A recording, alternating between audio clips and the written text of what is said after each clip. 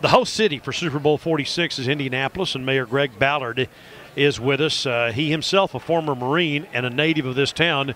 After you retired, you could have moved anywhere. You came back home and you ran for mayor. What's going on there? Yeah, that's kind of funny. I didn't think I'd run for mayor, to be honest, when I came back in 2001. But it was, I wanted to do public service again, and the opportunity arose. And kind of the tough first election 4 years ago, but we got it done. And so it's been a good run so far. Just got reelected. We've been arguing all week. What's the population of Indianapolis? 900,000. Just over 900,000 was the last census. The region has about 1.7 million in the area. And a gorgeous. You guys talk about just preparing for this event and what all has gone into the hospitality you've rolled out. And I know you've got some connections because the weather's been great. I can't believe the weather. It really just adds to it. But really the downtown and the convention-type facilities have been growing for 30 to 40 years now. People have been putting this thing together. And the last few years, where we are right now, the JW Marriott, Lucas Oil Stadium, the expansion of the convention center, all of them being connected, really has had an impact, is putting us in line for many, many more conventions and for the Super Bowl. We would not be here with that package. And what about Peyton Manning's impact on all this? Pretty strong, actually. He's certainly elevated the game of football in the entire state of Indiana. We're kind of erasing basketball as background in the area, but Peyton Manning has been doing a great job, and he's so fun to watch. I tell people all the time, we've been spoiled watching him for 12, 13 years. Doing a great job. A little rough this year, without him, as you saw him. But he's elevated the game, and so the stature of the game in the Indiana for so long, and it's filtered down all the way to the high schools. What do you think? Would there be a Super Bowl in Indy if Peyton Manning not been here? Yeah, well, it'd be tough. It would depend whether that stadium was built, but I think because the franchise has been so strong for so long, Jim Irsay is a great owner, no question about that. If Lucas Oil Stadium doesn't get built, there's no Super Bowl, clearly.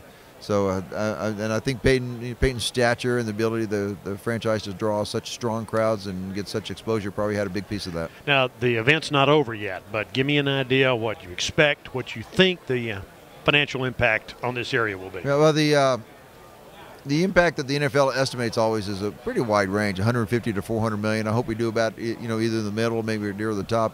The crowds are enormous already, and they don't really come in until tomorrow. But we've had, like in the Super Bowl Village, our little 3-block area, we estimated 100,000 was in there Saturday and about 75 more on Sunday. So the local folks and the regional folks are really coming in to the city and spending a lot of money too. So we'll find out the direct impact at the end of it, but it's pretty big right now. Assess the positive impact that it might have for the taxpayers. Is it a good deal for them? Well, we'll see if it's directly a good deal. I'm hoping we at least break even, but look at the exposure that the city is getting for future business and future conventions. You can't always say right here. I mean, one of the particular organizations that contributes to running the areas may have a little bit of loss, but then the hotels gain, and so we get more sales tax in that regard. So it's just a little different mix. We're trying to look at it overall and the positive impact for the city, and we're hoping that there's more financial impact with more conventions and more business later on down the road. In the rough and tumble world of politics, it's been said that good people don't run for public office anymore because they don't want to put up with it. Why did you decide to do it? That's a great question, because I look at what's happening on a number of levels, especially at the national level, and frankly, it's a little scaring.